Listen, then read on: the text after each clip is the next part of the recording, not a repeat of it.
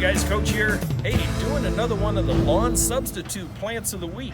Hey, this one I want to introduce you to Mondo Grass and its baby brother, Dwarf Mondo Grass.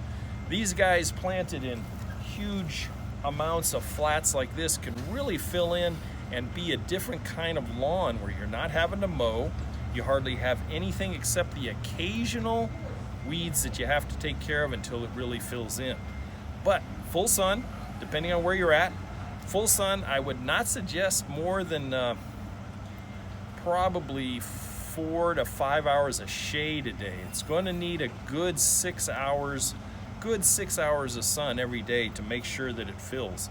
It fills in by a little bit of rhizomic action, so it kind of underground and pops up, underground and pops up. So edging is always a good choice so that you don't have it run into beds. But pretty much industrial strength. It does like water on a regular basis, and certainly when it's first getting going. I'd really suggest that you pre-emergent the area in and around it a little bit if you had a weed problem there before.